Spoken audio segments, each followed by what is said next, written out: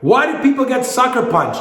I see guys like this, Costa, he's his hands down, he's like, guys like this, he's talking to him, this guy angles off, he's looking around, he's facing, boom, sucker punch. In this video, we're gonna be breaking down the most common mistakes I see in street fights. Now, working in 10 years in security, I probably learned more about self-defense, survival, street fights, bar fights. I learned more through watching them than actually being in them. I learned more by sitting outside the club, like this is a doorman, and watching these guys about to go at it. So the first common mistake I see in fights, and if you do this, guys, it drives me crazy. Like, it's very douchebag. It's challenging your attacker. So if I'm here, I say, bro, you know who the fuck I am? You got a fucking problem. Fuck you, man. Come on, let's go, motherfucker. This, if you do this, it's a waste of time.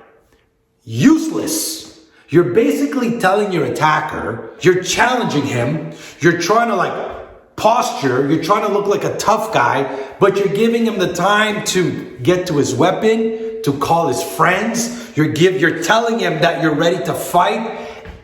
Everything that you want to do is the complete opposite, is what I teach, is don't challenge, don't threaten, diffuse, lure him in, use your awareness, prepare your strike preemptively, prepare it without letting him know, ghost and shadow everything you're gonna do. That means when I'm faced with him here, I'm not doing this, I can do this, I spar, I can bring up my hands, and no, I'm here, I'm trying to talk to him, I'm gonna lower my voice, I'm gonna draw him in. I might be boiling inside, I might be shitting my pants, I might be scared, but I don't wanna let him know that. Control your breathing, control everything. All that anger, rage, fear you have in there, ball it, keep it in there, and use it. When you're ready to explode, if I'm here and I'm passive, and I look like I'm scared, or I might even be assertive, but I don't want to fight, when I decide to release, that's when I'm going to just release into my strikes. Take that out, one shot. Don't waste your energy pushing him, threatening him. Useless, right? Which is my second point. Right? The most common mistake I see, the second one, is people lose control. You start screaming, throwing punches, just doing anything. Right? This is why you need to train. You need to train. You need to do scenarios, sparring, pressure training, pressure drills, for you to get comfortable being in this so you don't freak out and panic and you don't lose control. And I got to tell you guys, I'm not going to... I remember my first week working in the club, and it was a big brawl. I was that guy. I panicked, I freaked out, I was screaming because I got scared and I got overwhelmed, because even through all my training, I never trained for such a chaotic thing. I mean, we were like 10 on 3, I can't remember, bottles flying. I was like survival mode, and I was overwhelmed by it because I hadn't trained enough in that scenario. So keeping control is very important. Breathing. Remember to breathe. Stay present in the moment. If you're not present, you're missing out on what's happening. Get out of your head and be in that present moment.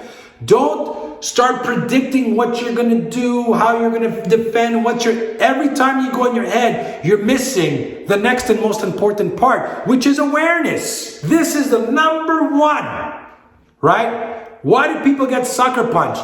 I see guys like this, Costa, he's his hands down, he's like, guys like this, he's talking to him, this guy angles off, he's looking around, he's facing, boom, sucker punch.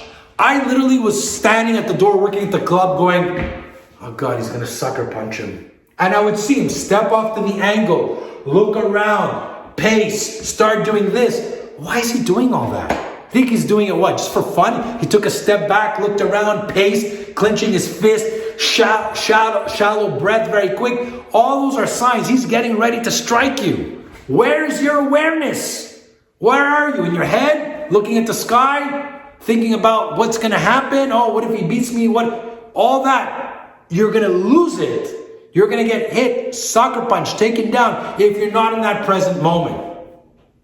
So your awareness, The fight, like I always say, starts not when the strike is thrown, but when you make visual and intuitive contact. So your awareness has to be heightened in that present moment. Control your breath. Look at the point of contact. I'm looking at his hands. Does he have a weapon? Is he angling off? Is he looking around? Is he pacing? All of that are signs that he's preparing his attack.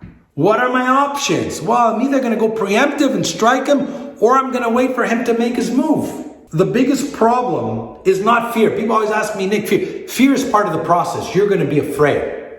Worse than fear is doubt. When you start doubting yourself, when you plant the seed of doubt, holy shit, he's so much bigger. He looks so much stronger. Damn, I think he could take me. Once you plant the seed of doubt, you've already beaten yourself. That means it's me against him and me against myself. How am I going to beat him if I think I can't take him? So your mindset it can be your worst enemy. And that to me is the fundamental part of self-defense as a whole. You could have all the physical skills, all the training, but if your mindset is off in this moment, it's all going to crash. Now, you're going to ask me, Nick, how do you do all this? Training, guys. Training. Right? Train your body, train your mind, do scenarios, pressure train, pressure drills, full out scenarios, explore as close as possible to reality what a real street fight looks like so you don't panic. Get comfortable with being uncomfortable. Get comfortable with the feeling of the quick, short breaths, the adrenaline, the shakes, everything you're going to get in a real street attack so you don't panic and freeze. And then learn how to fight and train through it. Or else, everything is going to stop. And those are the most common mistakes I see. Everybody in most self-defense systems, they start when the punch is thrown, when the person grabs you. I'm like, the fight starts the moment you make visual intuitive contact. The fight starts the moment he's in front of me. There's a fight. What am I doing? How am I being prepared? I always teach, you want to be one step ahead of your attacker.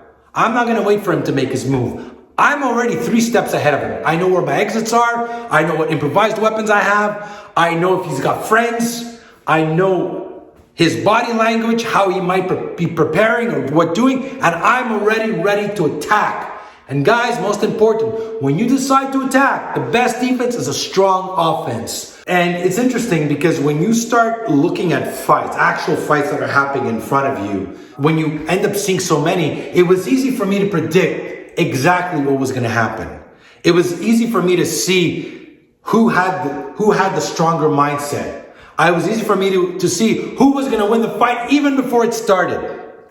I saw who was bluffing, who wasn't bluffing, who was scared. And there was a rule, there was a certain systematic common mistakes and errors that people would make in street fights